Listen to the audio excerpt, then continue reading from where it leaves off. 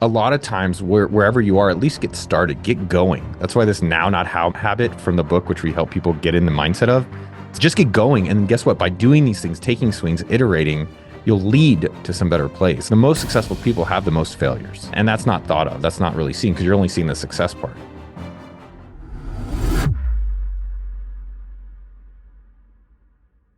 Noah, it's awesome to have you back, man. Welcome. Thank you for having me back on the show. 210. Now, every few years I come back. Let's do it, okay? And not wait for the next book unless you're writing a book a year like Ryan Holiday or something like that, but let's just keep it rolling, man. You dedicated this book to everyone willing to take a chance on themselves. Why do you think people are afraid to take a chance on themselves? Finding out who they can really become. People are afraid of that? They don't realize they're afraid of it. Hmm. And they don't realize as well what they can become. Sometimes we don't even know what level we can become. I never thought I could have an amazing girlfriend. And I never thought I could be this rich.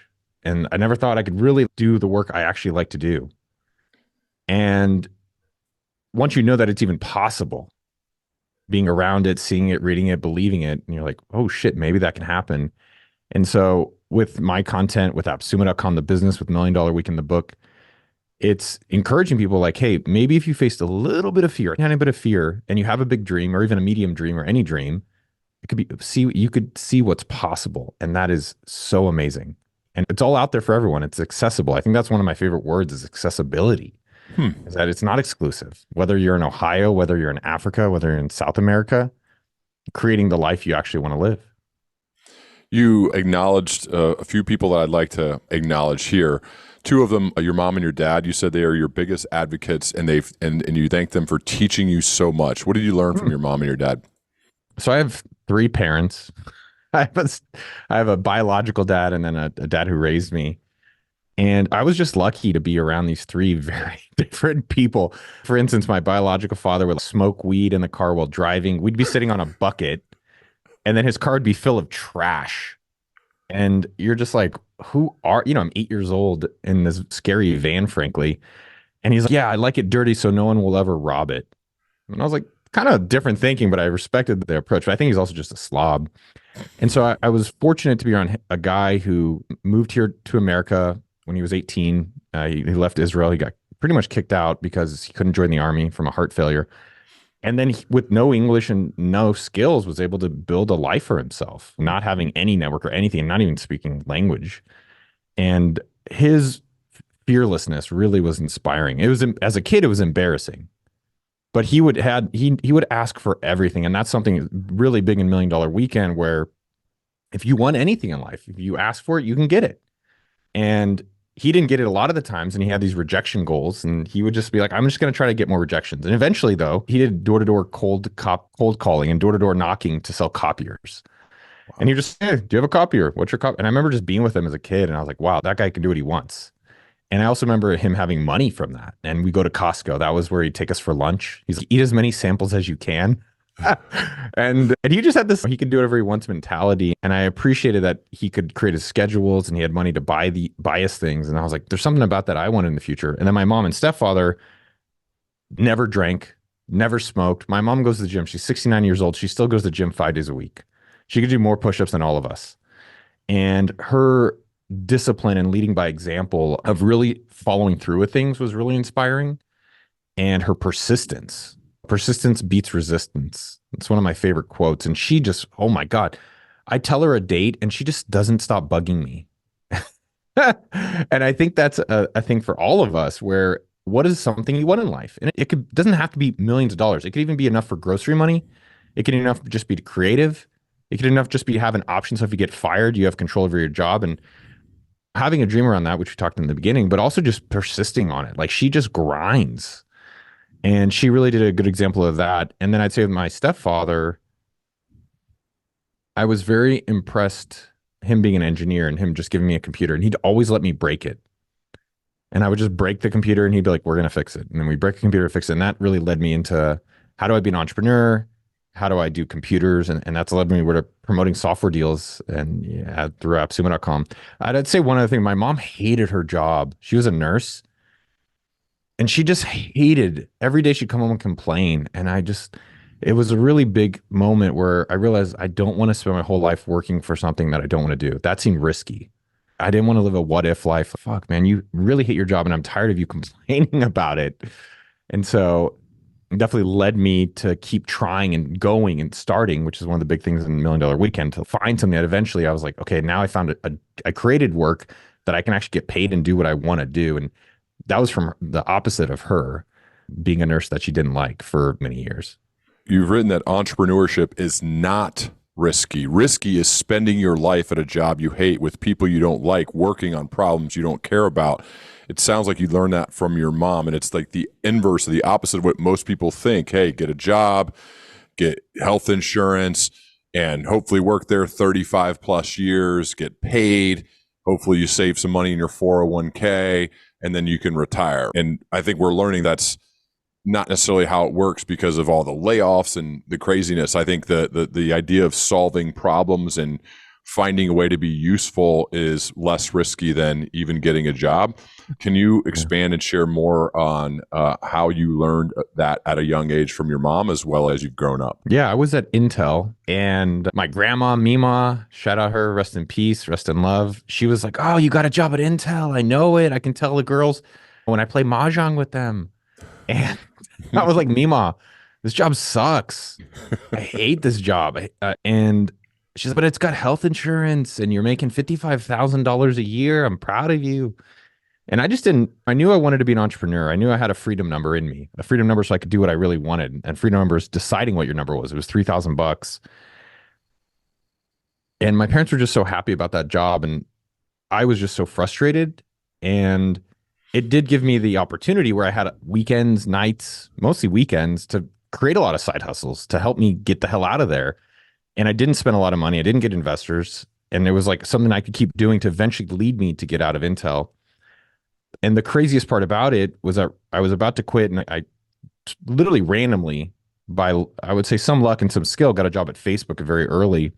But the craziest part about all of that was I told my parents, hey, I'm going to quit Intel. And they're like, oh, this Facebook thing is so risky. Why would you go to a startup? Why don't you just stay where it's safe? And that's a parent's job. I get it. But the craziest part about all of that is literally 2 weeks later, after I moved over to Facebook, Intel fired 10,000 people.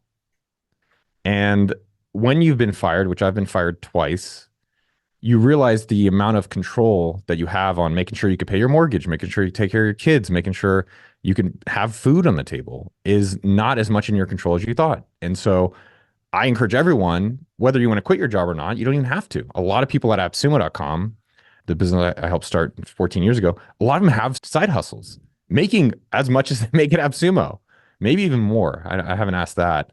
Amy has a flower business and a hair salon. Nick has a teeth whitening clinic. Ullman and his wife have a facial business. Other people have marketing consultings.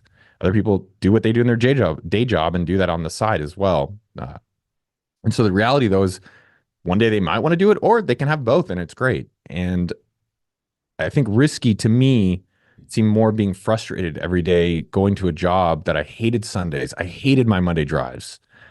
I hated wearing business casual. I hated having to go to some parking lot. And I think that's a lot of people. I think that's probably the 80-20 rule applies to most people not liking their work. And so at least planting the seed now, like I planted the seed 14 years ago so that today I'm living an amazing life that I believe is amazing for myself, but it did take time to get there. So people do need to get started. That's why the book starts with, how can you get started today, right now?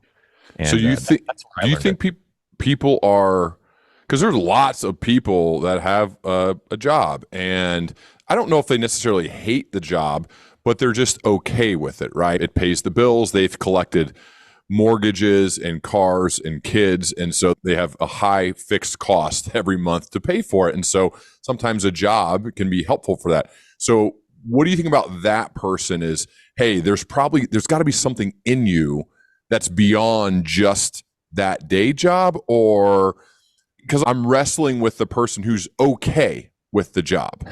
They have a good, maybe mid-level management job, and they have these fixed expenses that are high.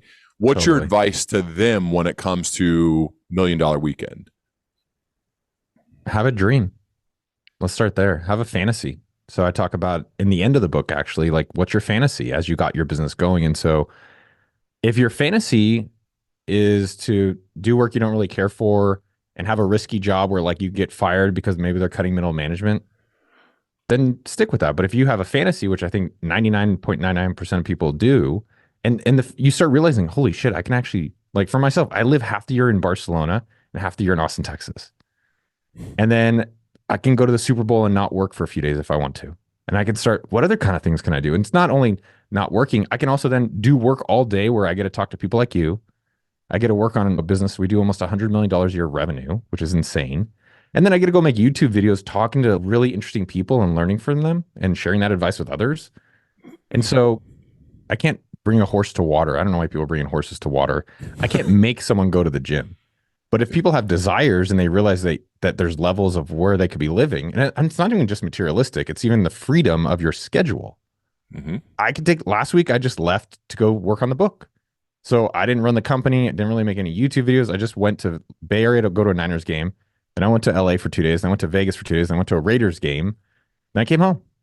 And it was exhausting, but it was a freedom that I had to be able to choose these things. And so coming back, if you're at your job and everything's great, okay, at least do it as a creative outlet and having the option of insurance. Like everyone has insurance, have professional insurance, which is entrepreneurship. I think the other thing that people miss out on, two components of it, is that when you're doing returns and investments, like you're doing real estate or you're doing stocks, like they're very limited returns.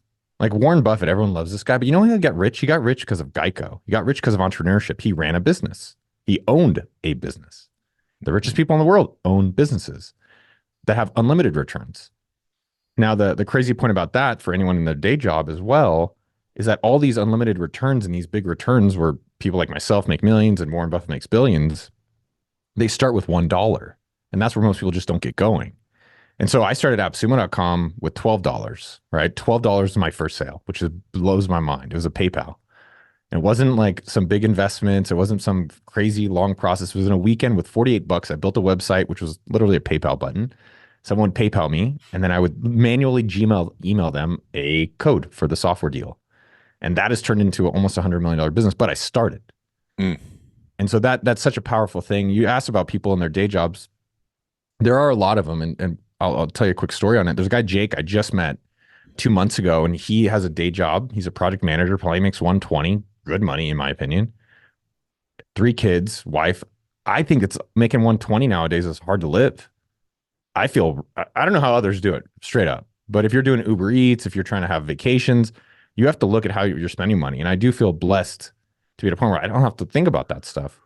And Jake is happy with it, but he told me, and I thought this was so powerful, is I don't want to live a what if life. What if I finally started that business? And we always regret the things we didn't do versus the things we do. Think about your regrets. It's mostly all the stuff you're like, I didn't do that. You don't almost any time regret, like, I took a chance on myself. That's why the book starts with that. And so in 48 hours, Jake and anyone can change their lives with $1 Million Weekend. So Jake did the book. He actually lived in my backyard, which is crazy. And I was excited to see what he can do. And now he's got a business that started, and who knows where it'll be in 5, 10, 15 years beyond. I love your focus on rejection and asking and quoting the Steve Jobs video. One of my favorites. It's a kind of a grainy video on YouTube. I've used it during keynotes about when he asked he cold called the Hewlett Packard guys from his house phone because they were in the phone book and asked for some spare parts. And he actually got a job in addition to getting the parts. And basically the difference between the people who make it happen and achieve their dreams and those who don't is that they're willing to ask, they're willing to be rejected. And I also love your videos when you go door knocking or just speaking with random people about asking them what they do or how they made their money or whatever it is. So I don't know, maybe this is from your upbringing because you touched on that earlier. Can you share more about rejection and asking? Yeah. A lot of times in life, are we getting what we get or are we getting what we want? And the only way to get you one is you have to know what you want. That's why having a fantasy and having some dreams and having beliefs of your levels, and then asking for what you want. I love this quote, no ask, no get. You don't ask for it, you don't get it. And then you realize, and the book, literally chapter 1 and 2 is around the biggest problems that have held people back from success in entrepreneurship and a lot of times in life. is getting started today, right now, not how. Don't worry about all the, oh, I need a website. No, just get going right now. Go find one customer. Like I'll even tell you about a business I saw today that raised money, and I was like, I could kick their ass in a weekend. And with asking, it was interesting to realize that so many people are holding themselves back because they're afraid of asking. And if they can practice it and overcome it, they realize, holy shit, what else can I ask for? The upside of asks is unlimited. And the downside of an ask is literally 1 second of a rejection. It's 1 second of a little bit of discomfort. But the upside is for me asking, I've been on a private jet, I've been on yachts, I've been on sailboats, I've got to meet some of the most interesting billionaires in the world because I just asked. And it wasn't because of some exclusive access or some elite college because I went to Berkeley. I didn't go to Harvard or any Ivy League. I didn't grow up rich. We grew up middle class. It was just because I'm out here asking for things. And you do it repeatedly over and over in nice ways. Most people think of asking as negative. I think of asking as a positive. If you're annoying them, yeah, that's bad. But if you actually think, hey, can I do this and I believe it's good for you, then yeah, you should ask for these things. And I like the coffee challenge where you ask for 10% off when you get coffee because you get rejected and you realize it's not so bad. And then you're like, oh, what other things can I ask for in life? Can I ask for a raise? Can I ask for a customer? Can I ask for someone to be my employee or teammate? Can I ask for someone to be my wife? And you start being surprised about the upside of these asks. And the downside is, oh, it's not so bad. And I still get afraid. People are like, oh, well, you've done it for a long time. It's like, no, I just keep doing it. I'm still afraid, but I just keep doing it anyways. And that's really what courage is. It's being afraid and then doing the thing you're afraid of. Do you ever get the 10% off when you go to Starbucks? I don't go to Starbucks often, but I did the coffee challenge last week at my cookie place. I go get cookies a lot. And they're like, no. And then I did it on the weekend at the hotel in Los Angeles. They said no. But then there's also sometimes they say yes. I do these videos and I ask people on the streets, what do you do for a living? And they say yes, and they tell me. So the point of the rejections is that you can do it in kind of a silly way and there's no downside. And then when you do it in other ways, you're like, oh shit, there's actually kind of cool upside. And I've done it. Another one that's maybe a lighter ask is just ask someone what kind of clothes they have. Compliment them. I call it the compliment challenge. You just say, hey, I like your shirt. Where'd you get it from? And people feel super good about it. They're always smiling. 100% success rate. They're like, thank you so much. And then you say, oh, where'd you get it from? And they say this. And you say, have a great day. And it's an ask. And that's part of what you're like, holy shit. Most of the billionaires I've interviewed on our YouTube channel, almost underlying, which they won't say, this is not what they're saying, but it's what I'm hearing, is sales is part of their success. Yep. And sales, all sales is asking, listening to a customer and asking them to purchase something. How did you develop the skill to keep asking, to get through rejections, to almost look forward to the rejections because it means you're closer to the next yes? Like, how did you develop this skill? And I do believe it's a skill. Yeah. Rejection is a test if you really want something. That's it. And I tell myself that. So when I get a no, I said, do you really want this? This book, $1 Million Weekend. I truly believe it helps people. Mm-hmm. And so when I get rejected from someone saying, hey, no, I don't want to have you on my show, or I got rejected yesterday from a famous billionaire leaving me a blurb, he said no. And I was like, okay, well, I still believe in the book. I'm still happy about this. Let me ask someone else. And then someone else said yes. I have other people. This guy, Ben, was like, yeah, sure. Well, this other guy, I won't call him out. He's a great guy. He's just like, no, I won't. And the fearlessness never goes away. I do think there's things like rejection goals. Something my dad taught me, which is just make it more of a game, right? You get rejected. Okay, cool. Another one. And I do that when I'm on the streets. Like, all right, I got to get 5 people to reject me. And then they don't reject me. And I'm like, all right, well, I'm going to keep going until I get 5. And so you make it a little bit more of a game. I think that's a way of getting fearlessness. You understand if you really want something. It's another way. And then one of the things I've seen for myself is law of 100. So how do you stick with things before you quit too soon? And so do it 100 times. So is it 100 posts? Is it 100 asks? Is it 100 emails? 100 whatever? Having that framework just helped me not quit too soon in the YouTube channel specifically, like not giving up too soon. Same with AppSumo. The only reason we're now doing $100 million a year is because we stuck with it. Not only, but one of the key reasons. I love your interviewing style. I was rewatching your interview with Kinko's guy.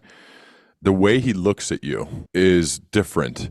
And I mean that in a really good way. Like he seems to be 100% in because I think he respects whether it's your curiosity or your preparation or the combination of all of the above.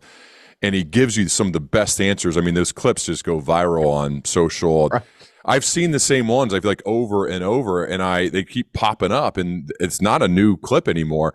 But I think that's a testament to how you approach it. So as an interviewer, for this is what I do Yeah. for a living, I'm curious, how do you do that? How do you show up to get a billionaire like Kinko's to look at you in a way that's, man, I don't want to go anywhere else. I want to be here with Noah, talking to him all day. That's what I sense from the clips. I could be wrong, but that's what I sense. What do you do to prepare and then show up with deep curiosity so that you make a guy who literally could do whatever he wants at all times want to be in that seat with you? Yeah. There's a few pieces there. First off, I interview people I want. Not that I get every guest. To be clear, you're only seeing the guests that say yes. That's out of hundreds who say no. Again, coming back to asking, but I have them on the list, and I'm like, well, I'll keep sticking with them. So first off, it's people I'm actually wanting to hear from. My dad sold copiers for a living, and this is the guy that's like the king of copier sales.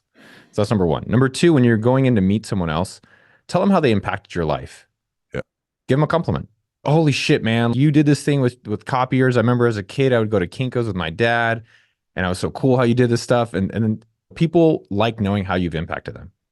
Yep. So I would say that's part two. It's like when I'm doing almost any interview before it comes on, it doesn't get put into the film, but it's, oh my God, thank you so much for doing this.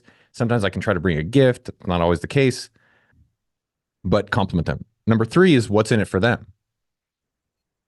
So why would someone want to do an interview? So he's a professor at UC Santa Barbara. Maybe he wants more students. Maybe he wants a legacy.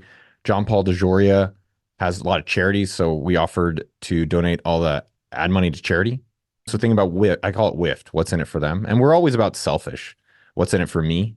That we all do. And it's really hard to get out of that. But just try to think about, okay, what's in it for this person? How do I make it great for them?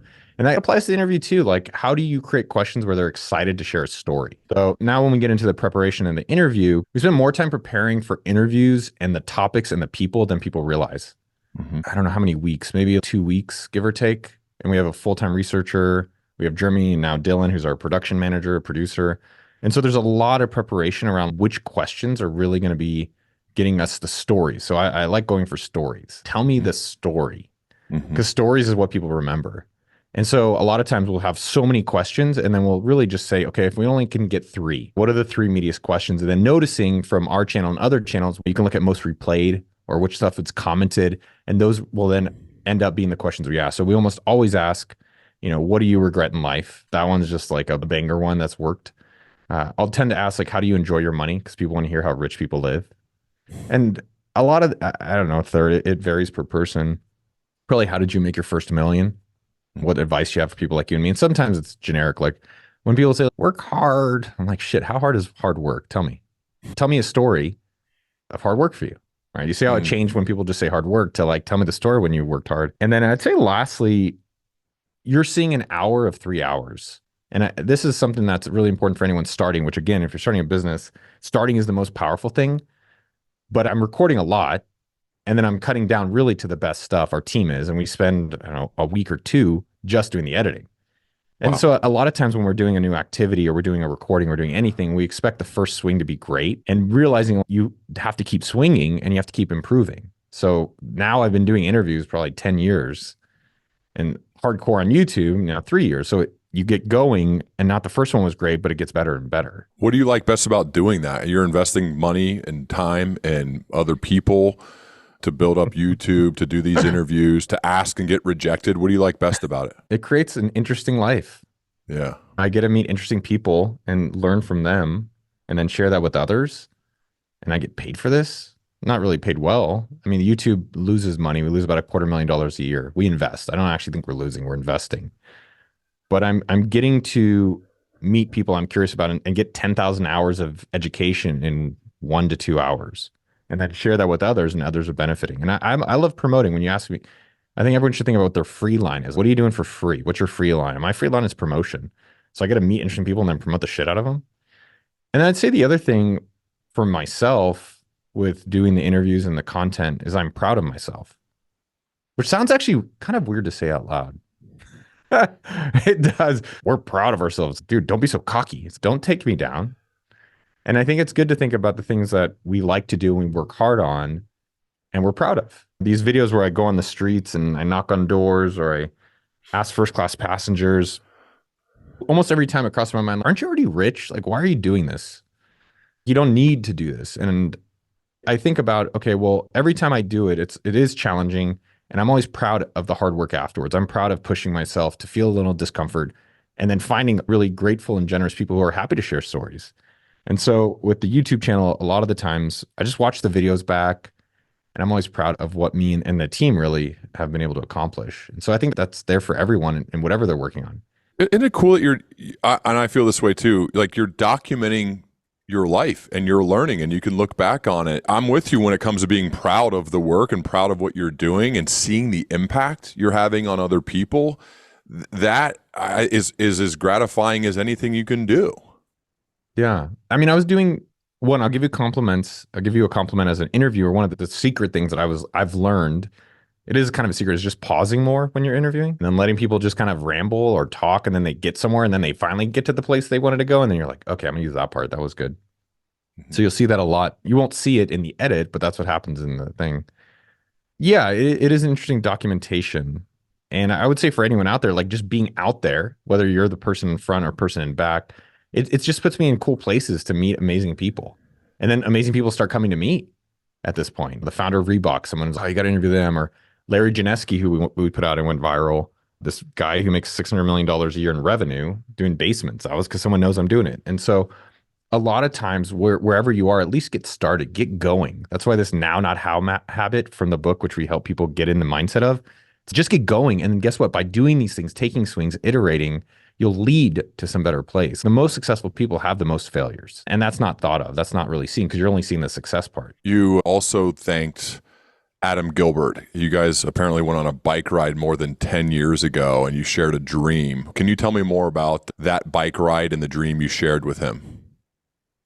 Yeah, everyone should find guardian angels in real life and then just be grateful and stay in touch with them. And Adam is definitely one of my guardian angels where he's been my biggest cheerleader and he's always looking out for me and not always in a nice way. It doesn't always feel nice. He's like, dude, you're being weak here. You're being a victim. You're complaining too much. What are you going to do about it? How are you going to take your power back? I was like, dude, aren't you my best friend? He's, yeah, that's why I am your best friend. And we all have these people in our life.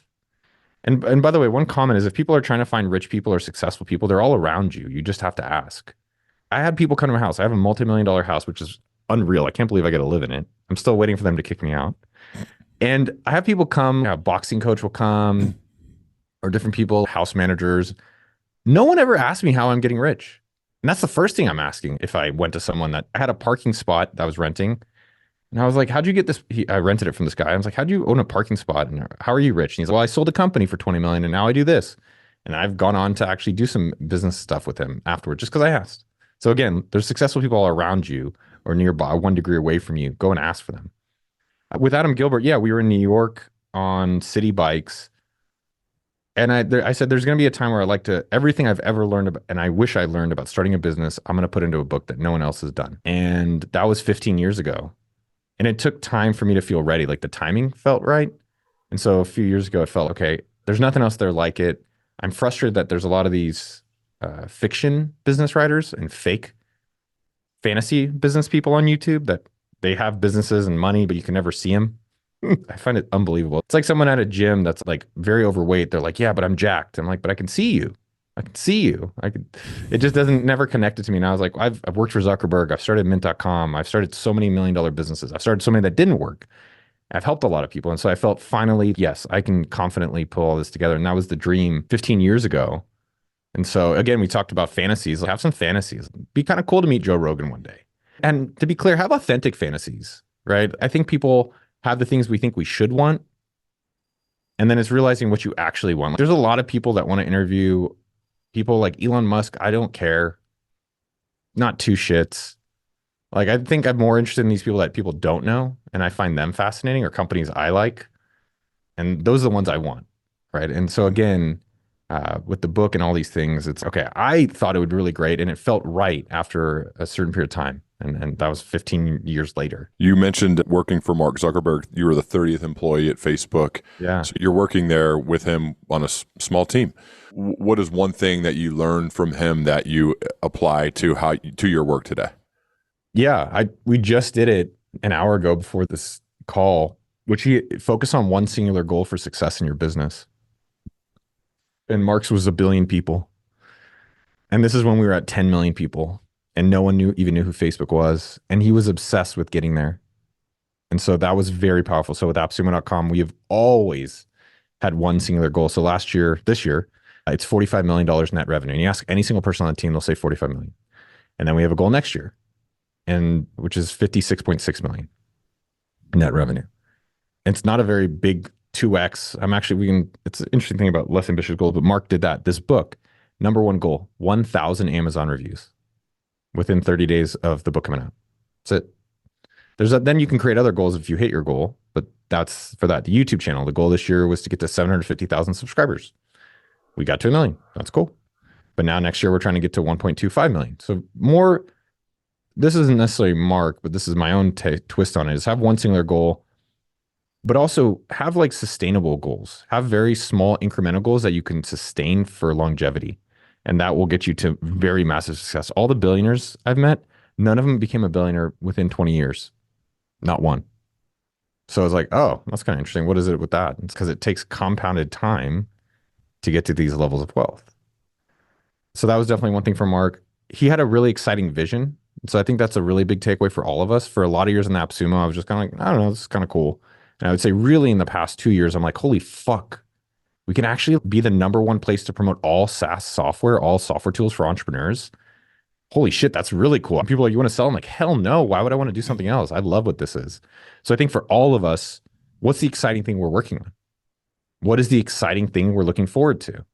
And Mark was at 24 years old, which is impressive, said, I want to connect the entire world. Can you imagine how inspiring that is? And you were like, holy and shit. Ambitious. Yeah, it was like a computer on every desktop. And Mark was able to do, pretty damn close. 2 billion people a month use his products or products he's acquired. But yeah, those are definitely two of the major takeaways from him. With vision and goals, I go round and round on this, Noah. So I'd be curious to get your take. Setting results-based goals versus process-based goals. So like James Clear might call it like the system is more important than the result-based goal. What do you think about results-based goals like a revenue target versus a process-oriented goal, something you do each day? You're not gonna, well, no, I like my answer. Both. How come not both? So how come not both? I do like it. So I would assume when you say, okay, our goal is 100 million, a billion, whatever the goal is, in the same meeting, are you saying, and this is what we do each day in order to achieve the results-based goal we're setting for ourselves? Is that part of the meeting? Like, how does that work? No, what I was encouraging people to think about is just have a clear goal with a clear deadline. Okay. And let me give you a specific example. Let's say you want to be fit. Okay. What a lot of times people do is they have very extreme goals. So I'm 200 pounds and I get to 150. And then they don't set a deadline. Or here's a horrible goal. Let's just be very clear. I want to lose weight. The worst goal, that's like the worst goal I could ever hear you say. Now let's be a little bit better. I want to go from 200 to 150. Okay, at least we have somewhere to go to. Then you say I want to do 200 to 150 in 1 year.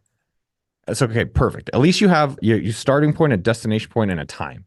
The problem with that is that, what is that? That's like a 25% decrease in your body weight, which is pretty massive, I think, proportionally, in a 1 year time frame. And then what happens is you get to 150. What I've noticed for myself over 20 years and from a lot of other people is it's hard to sustain. Yep.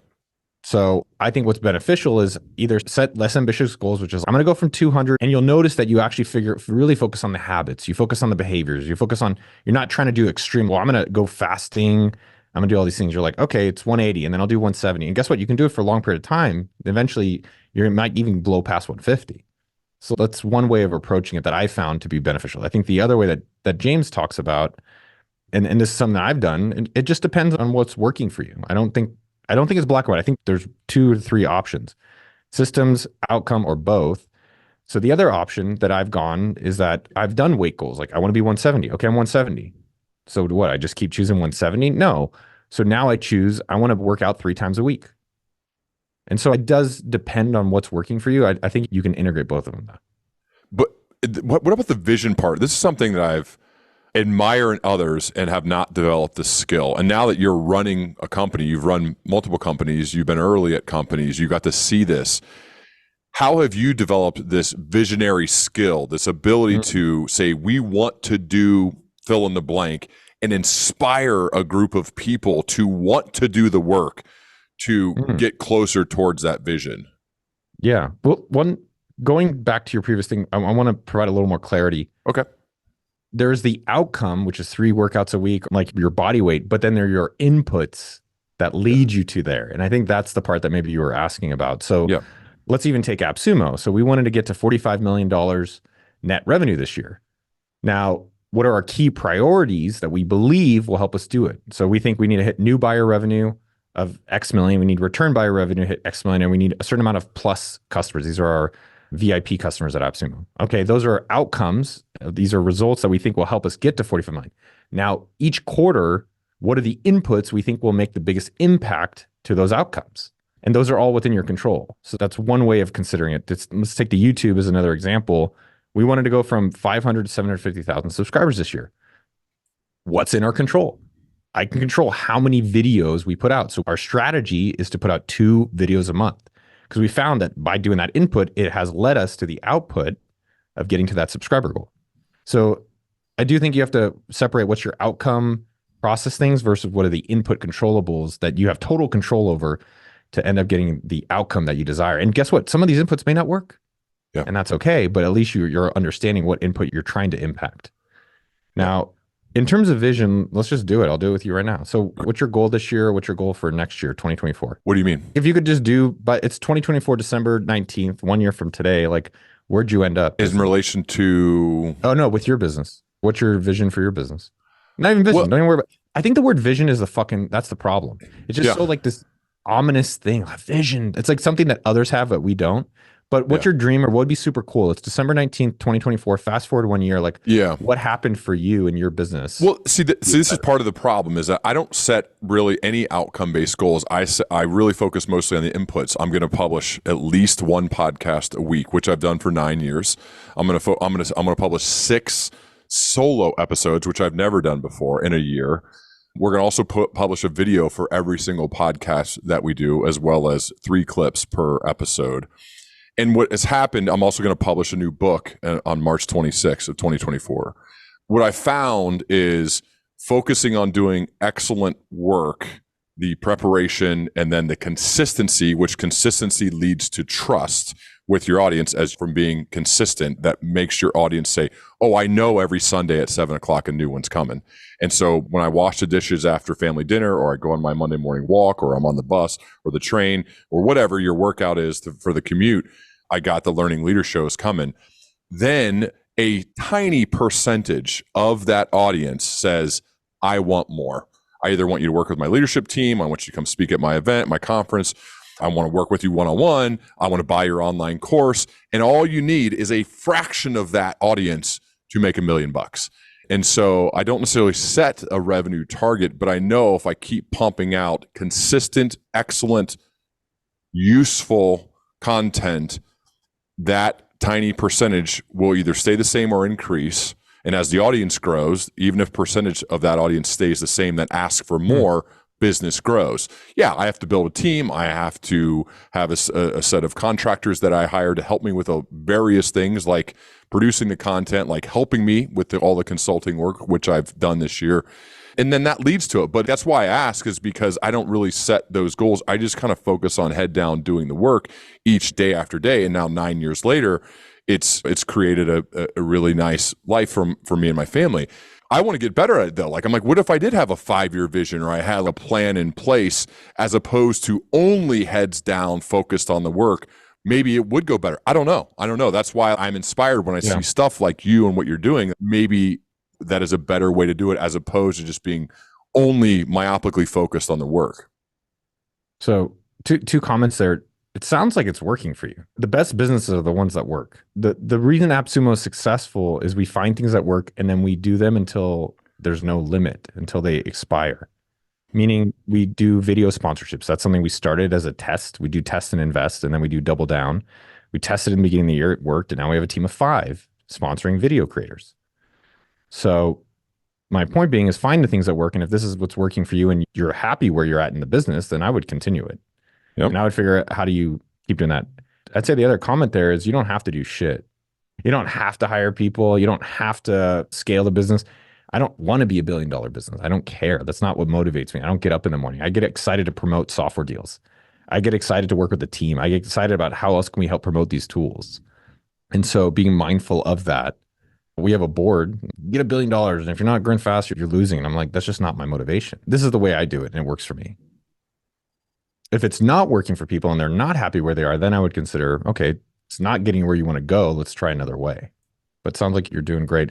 I'd say the only comment that's been super helpful for me overall is what's really my priorities in my own life. So it's my girlfriend, it's AppSumo, it's book, it's YouTube, and being very clear on what those are. And then things that are around it. I got invited to speak in Panama. Nope, it's not on my list. And then what I Mhm. do is I just put that on a list for next year. So maybe I'll consider for next year. Doesn't mean I'm inflexible, but if it's not within my 4, it's very easy now for me to say no. So creating maybe more rules around the priorities, like even podcast stuff. It's if it's not 100 reviews, the show doesn't have 100 reviews and 100 episodes, and doesn't have an episode in 30 days, the recent 30 days, just a no. Doesn't Yeah. mind to help me promote the book. So again, just coming back, what's everyone's actual priority, and then how much are they really doing the things within those categories? I love your line that freedom is about gaining control of your schedule. Money is the tool, not the goal. Can you share more Mm. about what freedom means to you? Someone said I don't want to trade my 9 to 5 for a 24/7.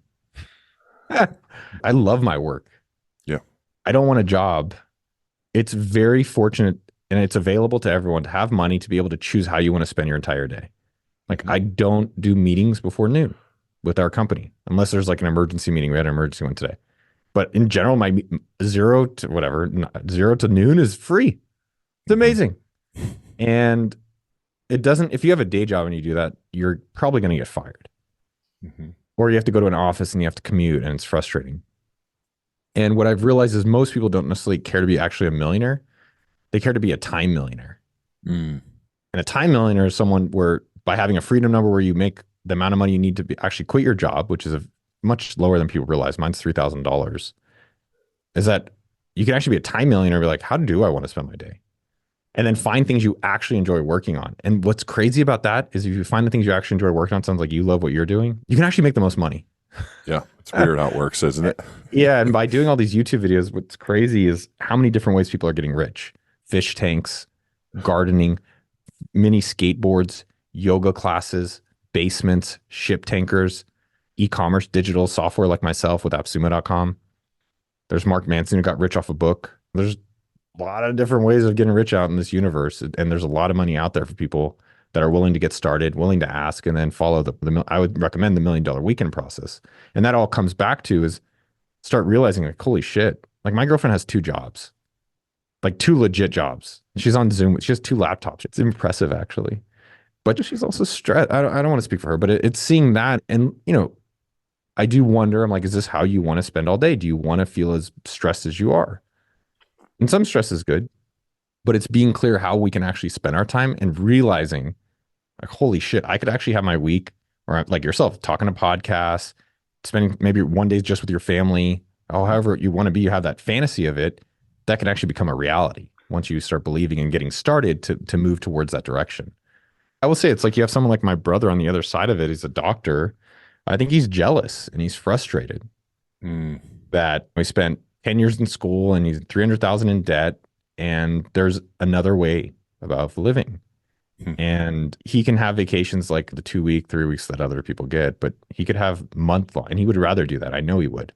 And he was a little afraid. He was Hmm. afraid of actually living the life he could have lived. And I think he's content with it now. He's accepted it, which is great. I'm happy for that. And he could still change now and everyone else can still change. It doesn't matter if you're 20 or if you're 50.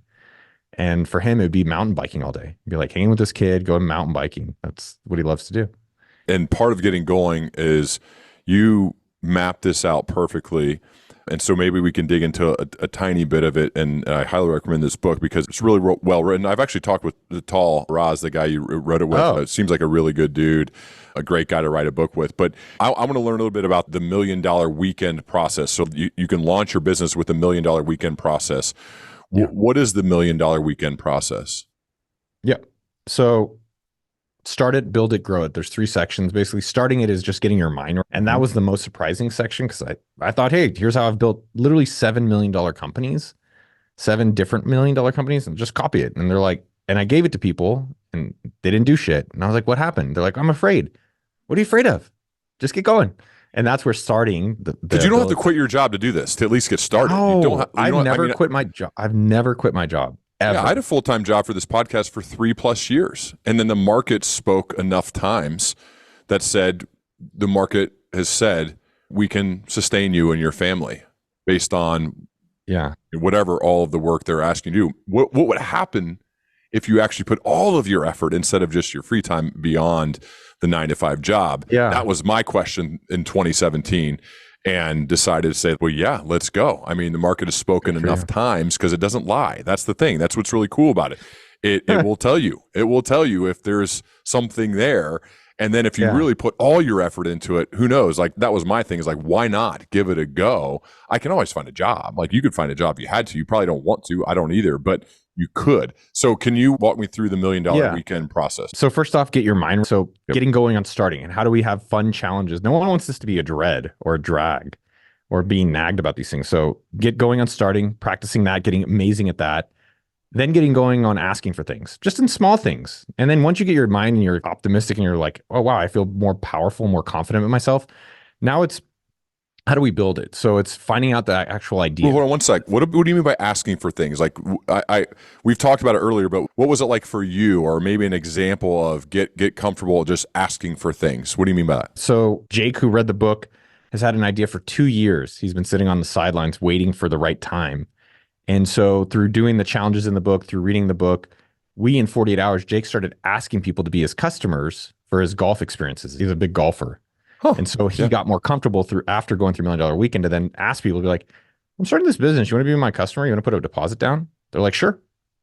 In 48 hours, he was able to do what he did not do in 24 months. And so that's the power of asking. And that's how do you practice it as a skill, as a muscle that you can develop? Because it's not, most of us, it's uncomfortable, even for myself. And so I keep doing it and doing it gets easier. And that really is all business is. It's an ask for something in exchange of value. And if they say no, great. We didn't spend a lot of money and time doing it. And we could find out what they actually want or move on to someone else. So that's really about what part 1 focuses on, which is starting. Part 2 is building. So how do you find business ideas? And most people are, I've got no ideas. Or people have, I have too many ideas, which are very common excuses. And we actually start the book with the frequently made excuses for people that have not had success yet. And now with business problems, my number 1 way of business problems is just solve your own problem first. If you can be, at least you have one happy customer. But there are other methods we describe in detail in the book. And we have tutorials and walkthroughs at milliondollarweekend.com. So solve your own problem. So let me just give you an example. I had to sign a document, and I'm just annoyed that I had to sign a document. I was just like, this is so frustrating. I have to spend $20, $30 a month to send one document. It'd be really cool if I could just have one time. Appsumo.com is lifetime deals. I was like, it'd be nice if there's a lifetime deals on document signing, like a DocuSign alternative. And then let me just use the $1,000,000 Weekend process to show you how we can validate that and then build it and grow it. So that's a problem I have. That's cool. Now let's check the market size. So how big is DocuSign as a company? And there's other methods we use in there, but is there a $1,000,000 market in the idea you're doing? Because you're going to work hard either way. So at least make sure it's going to be $1,000,000 people. Mm-hmm. That means how many people are there and how much they spend. You go to DocuSign you can see that they're a 100 million, if not billion-dollar business. Then you see that there's other competitors. You're like, okay, there's probably 1 million. And this is counterintuitive. Everything is very fast in the book. Because you have a weekend. Everyone's got 48 hours, and you have 52 weekends a year to get something to happen. And it doesn't always happen right away.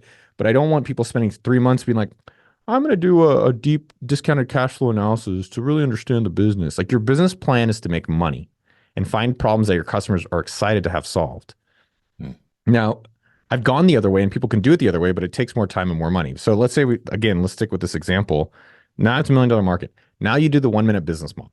So you're like, all right, well, how much would I sell it for? $30? Okay. And you follow that. You see, how much does it cost me? Guess what? Software doesn't cost nothing.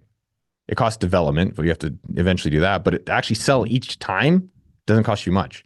So how many do I need to sell to make $1 million at $30, $40, $50? Do I need to change the business model doing based on that?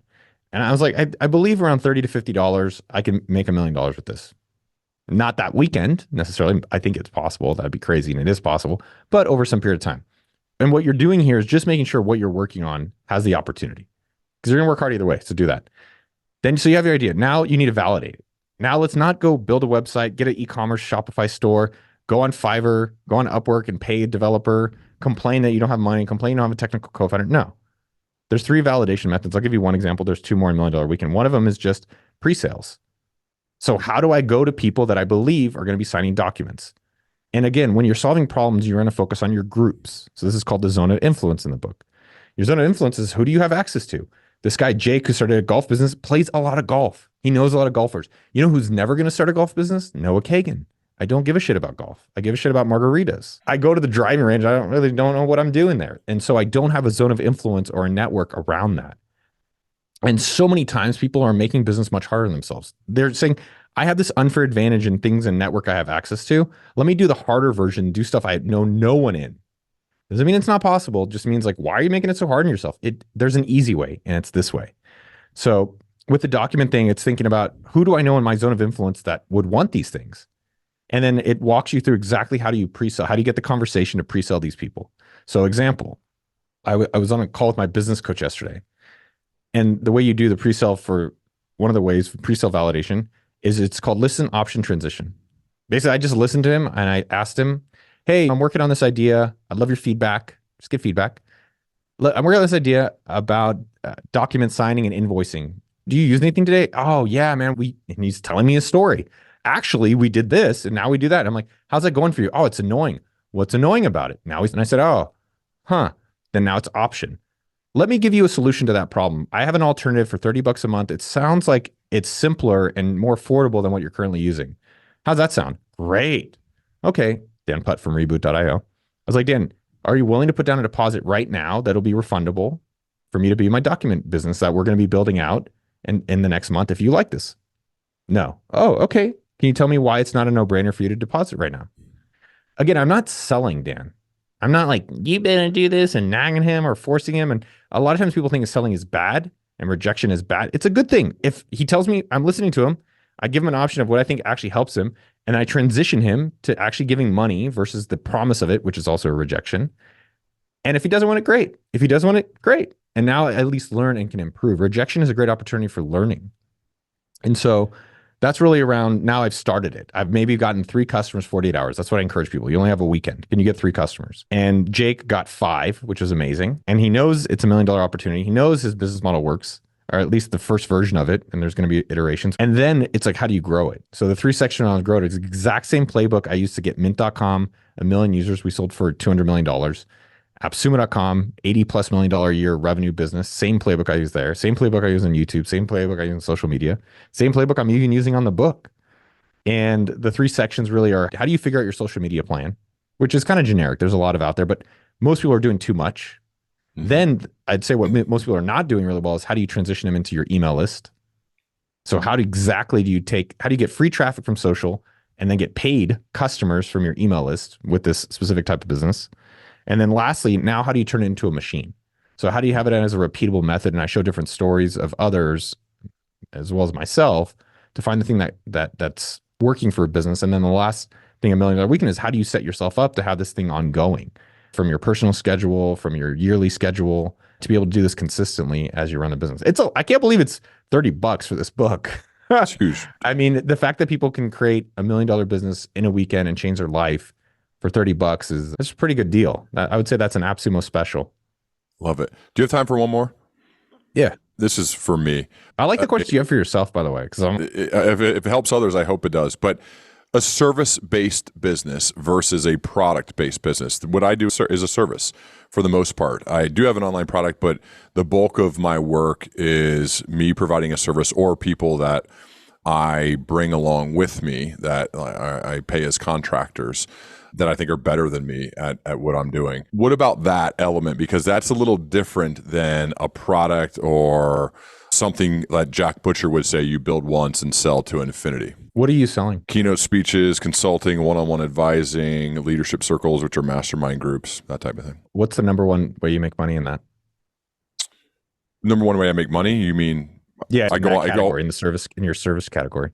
Speaking or teaching leadership development for teams within a company. Interesting. And so you're asking, let's take a step back. You're asking if someone else was interested in that, or you're asking how you would grow that? Grow it. Grow it. Got it. So within those categories, which one do you think is the easiest to double? Well, it's an interesting question, because by double, do you mean double for myself doing the work or having other people do the work? Doubling in terms of revenue. Well, I could definitely speak more, but I don't want to travel as much as it takes because I have a family. So I could easily double that, but I choose not to because of the time away from home. One option there. Do you do virtual speaking, by the way? Sure. Yep. Can you double the amount of virtual speaking? Maybe. I think people are less inclined to want to do that since the pandemic. That was huge, but I think people now want in-person stuff. Well, let's do the second one then. So you were saying that leadership coaching, that relatively easy to double? Like, how would you double that next year if you had to double it? Well, one, I would actually let people know that it's an offer, because right now I've only responded when people have asked, and then either done it myself or built a team to help me do it. I've never advertised that. It's not on my website or anything. If I actually advertised it and told people I did it, it would probably increase. Part of the reason why I don't, though, is because I'm maxed out. Like, I'm personally maxed out. How come you have to be the one doing all the coaching? I don't think I'm probably the best suited to do it. I think people listen to the podcast or read the books and they want the person they listen to on the podcast. When you build this parasocial relationship with people that you do on YouTube and your podcast, they want you.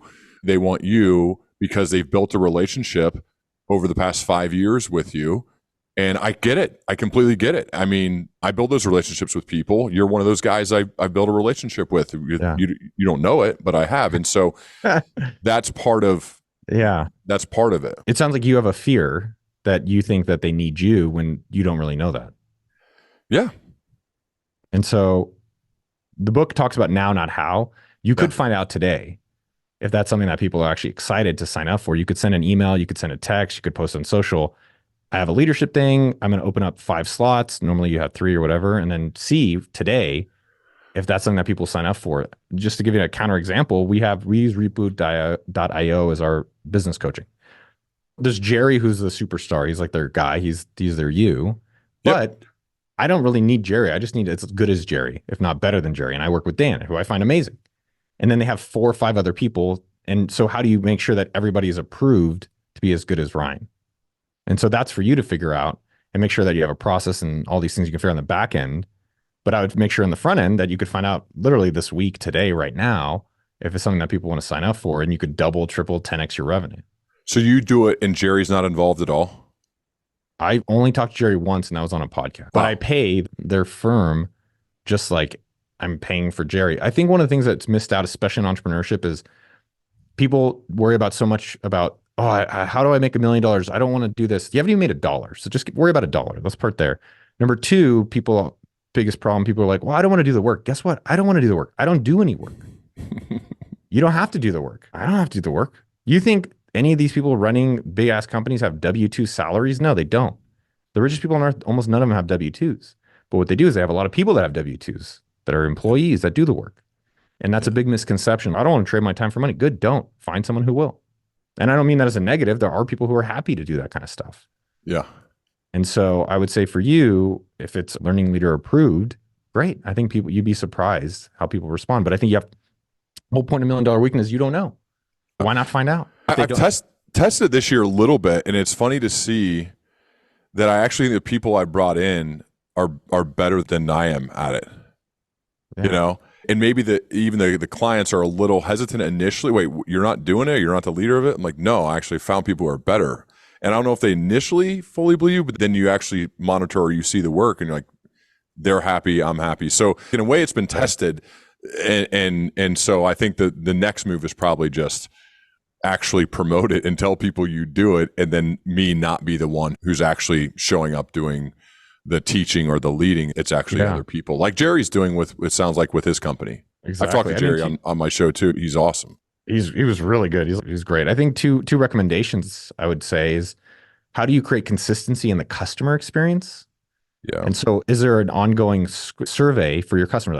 I love surveys. So, how do you survey these customers like quarterly, monthly, whenever, frequently? Be like, are you getting the results you want? Because a lot of times when you get coaching, we spent over $1 million on coaching. We spent a lot. I don't know if Wow. not in this year, but in the past few years, it's been a lot. Like Jerry and Reboot alone is 60,000, and then I have a CEO coach. He's another almost 100,000, and that's just two people. And every other leader has coaches, and I have coaches on other things. And so, one of the things I was telling other coaches is you need to show the client, me, how you're getting value out of it. So I think that could be one option to make sure that on a monthly, quarterly basis, you're surveying the clients to see, hey, are you getting the value you're expecting? The second part, the way we run AppSumo is everyone has a scorecard. So for your coaches that you're having, like how do you create consistency of what they're actually doing? So I don't like more than three, a scorecard that you can evaluate them on a regular basis. I like quarters. But every time you sync with them, you're like, how many clients do you have? How many clients have quit? What's the client rating number? Or whatever measurements that you find most helpful. And that kind of keeps a very simple way that you can scale a bigger business by just having clear scorecards for everyone. Dude, super helpful. I got like a little mini coaching call with you here at the end. I appreciate that. I do highly recommend $1 Million Weekend. It's just written extremely well. You can tell you poured your heart into it and worked with another author who is really good at his job too, Tal Raz, who I've had the good pleasure to talk to a few times, and I know is in high demand. So the fact that he chose to work with you says a lot. But $1 Million Weekend, the surprisingly simple way to launch a 7-figure business in 48 hours by Noah Kagan. Thanks so much for being here, dude. I would love to continue our dialogue Please. as we both progress, man. Yeah, man. Thank you so much. And people can check out milliondollarweekend.com. We have templates, action items, videos, checklists, all this stuff that walk through everything that's already in the book at milliondollarweekend.com. Love it.